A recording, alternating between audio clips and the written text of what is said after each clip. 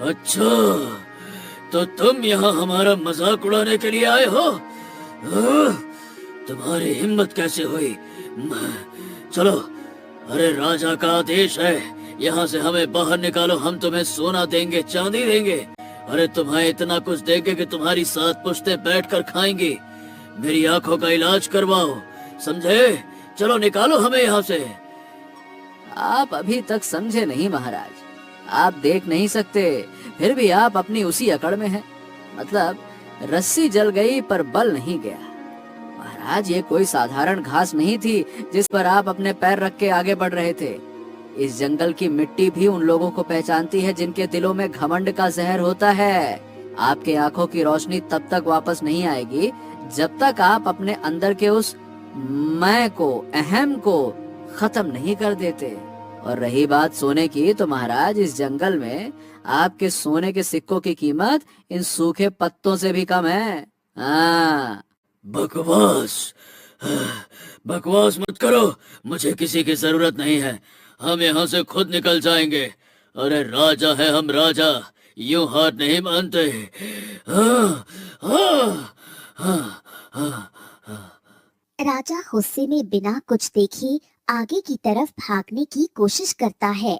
उसे नहीं पता कि उसके ठीक सामने एक बहुत गहरी और खतरनाक खाई है।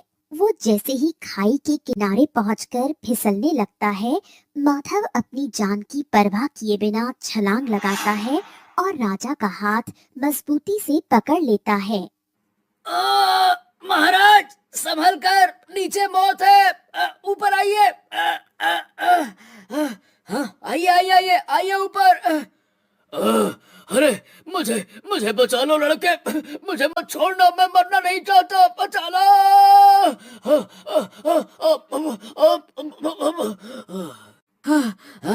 अरे महाराज, अगर मैं आपकी तरह सोचता तो आपका हाथ अभी छोड़ देता, आपका सारा घमंड इस खाई में दफन हो जाता।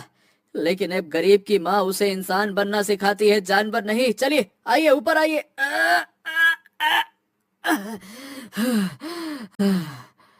माधव पूरी ताकत लगाकर राजा को जमीन पर खींच लेता है। दोनों जमीन पर गिरकर हांफने लगते हैं। अरे तुमने तुमने हमारी जान क्यों बचाई? हमने तुम्हारी बहन का आखिरी सहारा भी छीन लिया था। मैंने तुम्हें जमीन में फेंक दिया था, फिर भी तुमने हमें मौत के मुंह से निकाल लिया है। क्योंकि फर्क यही है महाराज, आपके लिए जिंदगी एक खेल है जिसमें आप हमेशा जीतना चाहते हैं। मेरे लिए जिंदगी एक जिम्मेदारी है। मेरी लड़ाई आपके जादुई फूल के लिए थी, आपकी जान के लिए नहीं। आप चुपचाप मेरे साथ चलिए, हमें उस मंत्री को रोकना होगा। वो तो आपसे भी ज्यादा खतरनाक होगा। चलिए, चाय से ज्यादा केटली गरम वाला हिसाब होगा उसका। आइए चलिए। माधव एक लंबी सी लकड़ी तोड़कर राजा के हाथ में पकड़ा देता है और उसका दूसरा सिरा खुद पकड़कर उसे रास्ता दिखाने लगता है। दोनों जंगल के गहरे हिस्से की तरफ बढ़ने लगे। अरे ओहो, ये कैसा रास्ता है? मेरे मेरे पैरों में कांटे चुभ रहे हैं, मेरे शाही जूते फट गए हैं। मैं चल नहीं पा रहा हूँ।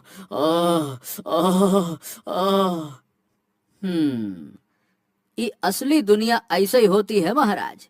महल के मखमली गद्दों से बाहर निकलकर जब नंगे पैर जमीन पर चलना पड़ता है ना, तो अब पता चलता है कि आपके राज्य की मिट्टी कितनी खुरदुरी है। इसी दर्द को आपकी आम जनता हर रोज हर पल सहन करती है। बस वो आपसे शिकायत नहीं कर पाती, क्योंकि उनको पता है कि आप कभी उनकी आवाज सुनेंगे ही नहीं। तुम बातें बड़ी अजीब करते हो। ऐसा लगता है जैसे तुमने जिंदगी के 100 साल जी लिए हो। ये बताओ, तुम में इतना गुस्सा क्यों है? गुस्सा? गुस्सा नहीं है महाराज, ये वो सच्चाई है जो आप जैसे लोग देखना नहीं चाहते। जब एक बाप अपने बच्चे के लिए सूखी रोटी भी नहीं जुटा पाता ना महाराज, तब उसके अंदर जो बेबसी होती है वो आपको कभी समझ नहीं आएगी। चलते चलते अचानक माधव रुक गया। सामने एक विशाल नीली नदी थी, लेकिन उसका पानी काला पड़ रहा था। हैं? हे भगवान, हे भगवान, ये नदी तो बिल्कुल काली पड़ रही है। महाराज, महाराज, मुझे लगता है कि वो फूल कोई आम फूल नहीं था। हाँ, तभी नदी के अंदर से एक जोरदार भंवर उठा। पानी की बड़ी बड़ी लहरें आसमान को छूने लगी और उन लहरों के बीच से जल परी मीरा बाहर आई। उसकी आंखों में भयंकर क्रोध है।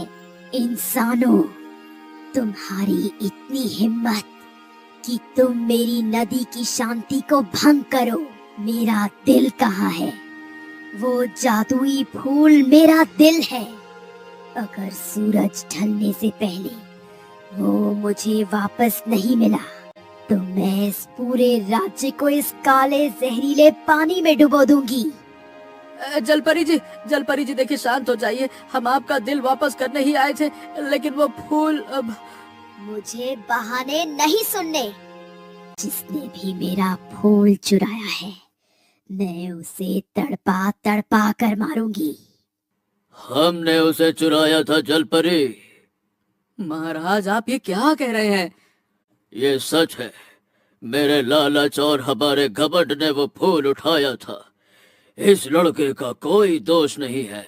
इसने तो मेरी जान बचाई है। अगर तुम्हें सजा देनी है तो हमें दो। हम अपने राज्य की निर्दोष जनता को अपने पापों की सजा नहीं भुगतने देंगे।